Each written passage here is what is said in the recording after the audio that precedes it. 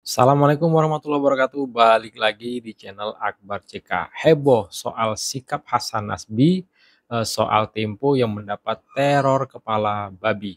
Bahkan Hasan Nasbi didesak untuk meminta maaf. Nah, ini kita akan mendengarkan respon Hasan Nasbi soal teror kepala babi. Seperti apa video selengkapnya? Langsung aja kita simak videonya berikut ini. Dia marah-marah, tapi ya saya lihat yang marah-marah ini juga biasanya nggak ada urusan ini tuh marah-marah kok gitu. Jadi memang sebagian besar juga marah-marah gara-gara urusan itu. Nah tadi yang dia bilang sebaiknya dievaluasi, sebaiknya di training, ya itu terserah mereka lah. Kalau merasa lebih hebat, lebih jago silahkan itu. Tapi kalau yang bilang dievaluasi, saya sama sekali tidak terganggu dengan itu. Harus diganti, saya sama sekali tidak terganggu dengan itu. Karena ketika kita menempati jabatan political appointee, itu tuh kita seperti debu di atas tungku kalau bahasa orang Padang. Itu kalau kami tungku. Hari ini saya bicara, ntar malam saya diganti bisa. Bahkan tanpa perlu alasan apapun sebenarnya. Ini kan bukan jabatan elected office yang nggak bisa diganti dengan mudah. Kalau jabatan political appointee itu hari ini kita masih pasang pindah nayaka, besok sudah bisa hilang pindah nayaka. Jadi buat saya sama sekali tidak terganggu dengan pernyataan-pernyataan yang seperti itu. Gitu. Cukup panjang nggak jelasannya? Panjang mas. Cukup mengerti nggak jalan? Iya cukup. Jadi ini ada sedikit lagi. Ada teman saya yang mengompor-ngompori itu, dosen itu. Mengompor-ngompori. Wah ini gini nggak ada empati, nggak ada segala macam. Justru dulu saya belajar dari teman saya ini. Teman saya ini dosen kriminologi. Ya. Justru saya belajar dari dia bahwa target pemberi teror itu bukan jumlah korban, Ya. dan bukan seberapa besar kerusakan yang dibuat. Ya. Tapi target diberi pemberi teror itu adalah menebar ketakutan. Seberapa besar ketakutan yang bisa dia timbulkan. Ya. Nah makanya saya nggak punya mazhab prihatin-prihatin, karena mazhab prihatin-prihatin ini memperbesar ketakutan, memperbesar fear mongering. Saya mazhabnya mazhab lawan. Cara Mazhab saya mazhab lawan. melawannya lah kecilkan dia. Makanya waktu Indonesia jadi perbincangan dunia itu kan ketika 2016 bom Sarina. Makanya ada legend namanya Pak Jamal tukang sate. Bom lagi meledak dia ngipas sate aja dia. Dan warga berkumpul aja di sana, ada tukang kacang rebus, ada tukang kopi Starling, segala macam kumpul warga di sana. Jadi orang aktor intelektual beri teror kan misalnya gagal KPI dia. Target dia menciptakan ketakutan dengan ledakan itu, orang Indonesia nggak takut ini gitu. Kumpul-kumpul aja di tempat nongkrong. Hashtagnya kalau nggak salah kami tidak takut. Kami tidak takut. Gitu. Dari mana kan? Dari melihat para penjual dan orang yang sate itu muncul kemudian hashtag kami. Jadi tidak menggelorakan keprihatinan, tapi menggelorakan perlawanan. Tapi itu kan terduga pelaku terornya kan non-state actor bukan aktor negara bang. Tapi kalau dalam hal ini Tempo sebagai sebuah media yang kritis kepada pemerintah, terduga pelakunya ya negara itu sendiri gitu. Makanya dalam saya juga bilang saya juga nggak yakin seperti itu. Karena kan Tempo bisa punya masalah dengan siapa aja. Iya betul. Kan ya kita fair aja. Dengan pemberitaan seperti Tempo, dia setiap hari bisa punya masalah dengan banyak orang dan dengan siapa saja. Kita nggak tahu itu siapa. Makanya saya bilang kita nggak tahu ini masalah Tempo dengan siapa. Paling mudah memang menunjuk. Yang jelas udah banyak yang geram dengan pemberitaan Tempo ya. Negara atau state actor gitu kan. Ya kalau orang menunjuk kayak gitu, ya justru kita kecilkan juga siapapun tokohnya, pelakunya. Dengan mengecilkan itu kan KPI-nya nggak sampai. Dan akan muncul perlawanan dan keberanian untuk itu. Dan saya lihat ketika tayangan Bocor Alus juga dibecandain aja kok sama host-hostnya Bocor Alus. Yang 3 orang itu dibecandain aja kok. Loh, ini respon mereka bercanda-bercanda kok. Ya, kenapa orang memaksa kita harus prihatin? Kan kita harus dukung mereka mengecilkan itu. Akan sampai bilang kedua kali bilang, ya kirimin yang matang dong gitu. Jangan kirimin yang belum matang ya, kirimin yang matang. Buat saya itu cara merespon yang Paling tepat. Yang benar. Saya ini kan alumni mendapatkan yang kayak gitu-gitu juga. Jadi cara Dan cara abang waktu itu caranya kayak gitu juga gitu. Tapi abang sebenarnya kalau dibilang abang nggak berempati, nggak ada simpatinya sama sekali. Ya, hari ini kan orang bisa. Abang dari perspektif abang sendiri, abang gimana melihatnya? Ya makanya itu, saya bukan mazhab prihatin-prihatin. Mazhab saya mazhab harus dilawan. Masih lawan. Ya orang yang mazhab prihatin-prihatin silakan. Bang, ya, Kalau mazhab saya itu harus, ya kita harus menguatkan untuk melawan itu. Bang, ini ada jurnalis senior yang tweet gini, ngepost gini lah. Bo minta maaf karena nggak berempati di komen sebelumnya. Ini terkait dengan konten abang yang paling baru lagi nih, yang perlu diterjemahkannya gini kontennya kan. Bo minta maaf karena nggak berempati di komen sebelumnya. Dorong aparat usut tuntas. Lah klarifikasinya menimbulkan masalah baru karena meminta teror pengiriman kepala babi dan bangkai tikus yang kemudian dikirim lagi ke jurnalis Tempo nggak dibesar-besarkan. Ini terkait dengan klarifikasi. Nggak, saya nggak tahu apa dia maksud itu.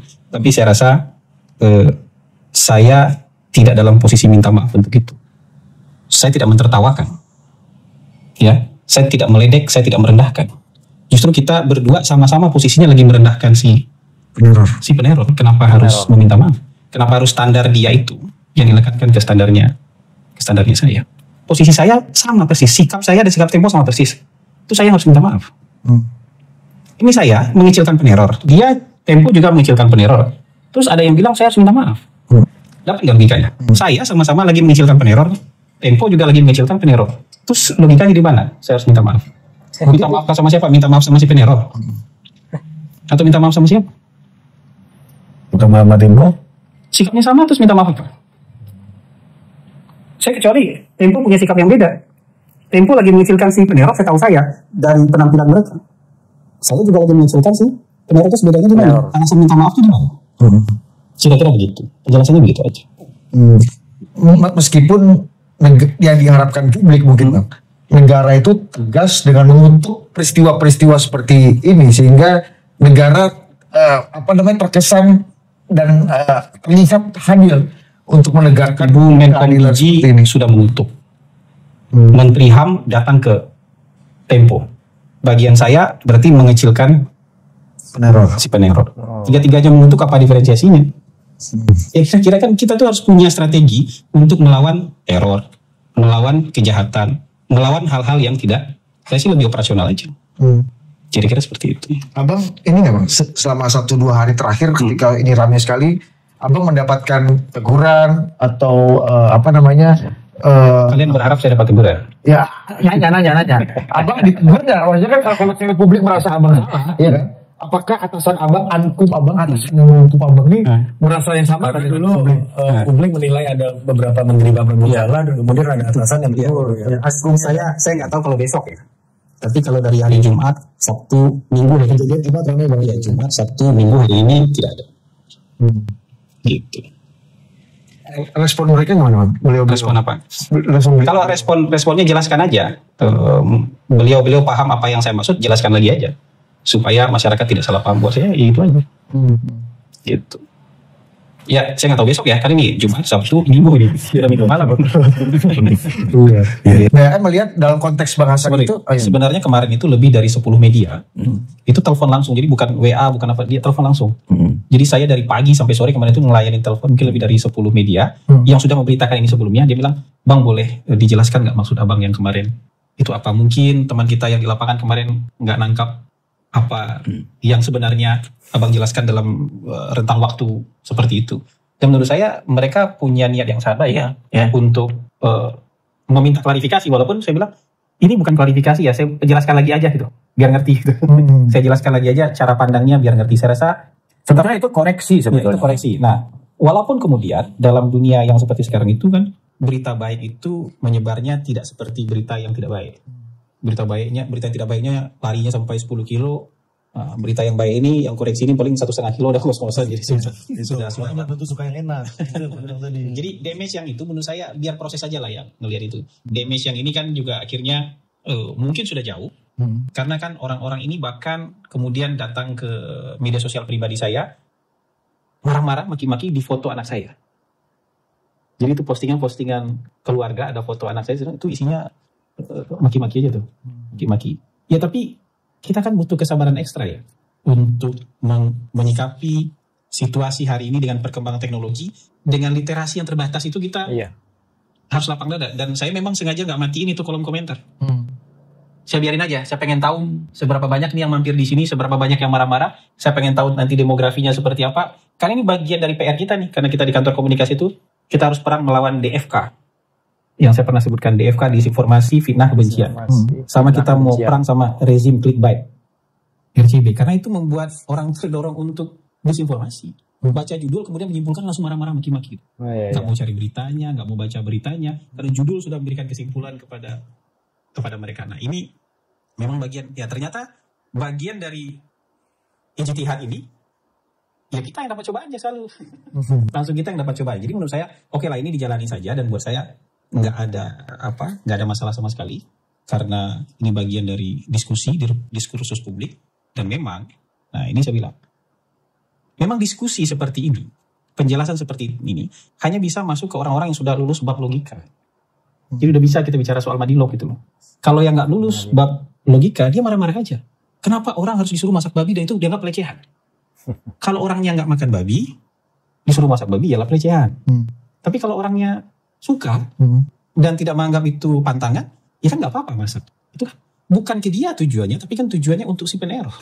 Nah, itu dia video kita kali ini. Silahkan ketik komentar kalian di kolom komentar. Sebelum saya akhiri, jangan lupa like dan subscribe-nya agar tidak ketinggalan informasi dan notifikasi dari channel ini. Saya Akbar CK. Assalamualaikum warahmatullahi wabarakatuh. Salam sehat selalu. Bye-bye.